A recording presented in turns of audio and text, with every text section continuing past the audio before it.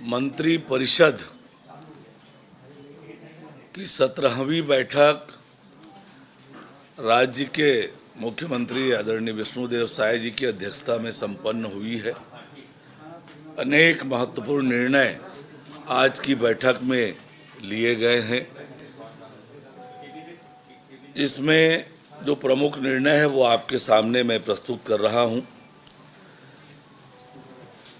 मंत्री परिषद ने विशुद्ध रूप से राजनीतिक आंदोलनों से संबंधित प्रकरणों को जनहित में न्यायालय से वापस लिए जाने के संबंध में गठित मंत्री परिषद की उप समिति द्वारा अनुशंसित 54 प्रकरणों को न्यायालय से वापस लिए जाने हेतु आगामी कार्यवाही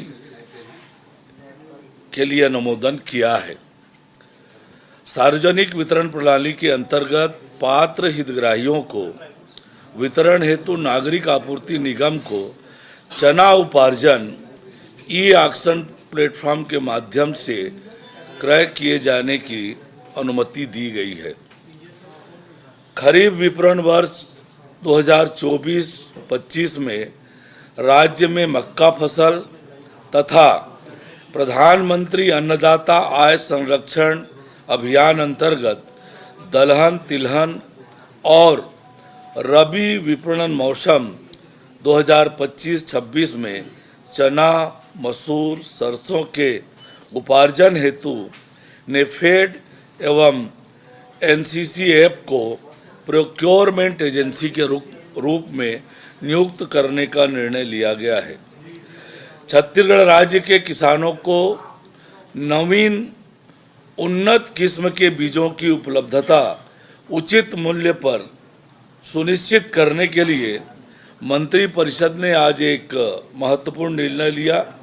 इसके तहत भारत सरकार द्वारा विभिन्न योजनाओं में इम्पेनल्ड सेंट्रल नोडल सीड एजेंसी से आवश्यकता अनुसार सीधे बीज क्रय किया जा सकेगा। इसके लिए छत्तीसगढ़ राज्य बीज एवं कृषि विकास निगम को छत्तीसगढ़ राज्य भंडार क्रय नियम 2002 के नियम 4 में छूट देने का निर्णय लिया गया। मंत्री परिषद द्वारा एक और महत्वपूर्ण निर्णय लिया गया। गृह निर्माण मंडल अब तक तथा भविष्य में प्राप्त होने वाली भूमि को आवासीय प्रयोजन में व्यपवर्तित करने पर राज्य शासन द्वारा लागू व्यपवर्तन शुल्क, प्रीमियम, अर्थदंड एवं भू राजस्व के पुनः निर्धारण से छूट प्रदान करने का निर्णय लिया गया। इससे हाउसिंग बोर्ड के मकान क्रेताओं को लाभ होगा।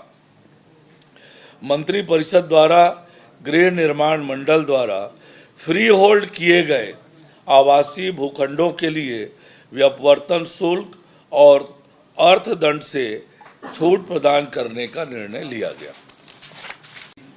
छत्तीसगढ़ राज्य जल विद्युत परियोजना पंप स्टोरेज आधारित स्थापना नियम 2023 में परियोजना विकासकर्ता को वाणिज्यिक उत्पादन प्रारंभ करने की तिथि से प्रथम 5 वर्षों के लिए प्रति वर्ष 1 लाख रुपये प्रति मेगावाट की दर से लिए जाने वाले हरित ऊर्जा विकास शुल्क को समाप्त करने का निर्णय लिया गया। हरित ऊर्जा शुल्क में प्रत्येक 5 साल में 25% की वृद्धि का भी प्रावधान था। इसे भी समाप्त कर दिया गया है। इससे राज्य में जल विद्युत परियोजनाओं और ग्रीन एनर्जी के उत्पादन को बढ़ावा मिलेगा। एक अन्य महत्वपूर्ण निर्णय में 5वीं एवं 8वीं की परीक्षाओं को केंद्रीकृत किए जाने के लिए स्कूल शिक्षा विभाग को अधिकृत किया गया है, जिससे कि राज्य में शिक्षा का स्तर अच्छा हो सके और उसमें सुधार आ सके। मंत्री परिषद द्वारा राज्य में housing and urban development corporation limited हुडको से आवास नगरीय विकास एवं अन्य क्षेत्रों में सहायता प्राप्त करने हेतु समझौता ज्ञापन MOU के प्रारूप का अनुमोदन किया गया। गौरतलब है कि छत्तीसगढ़ राज्य को हुडको द्वारा आगामी 5 वर्षों में 1 लाख करोड़ रुपए तक की वित्तीय सहायता, परामर्श, क्षमता विकास सेवाएं प्रदान करने का प्रस्ताव दिया गया है।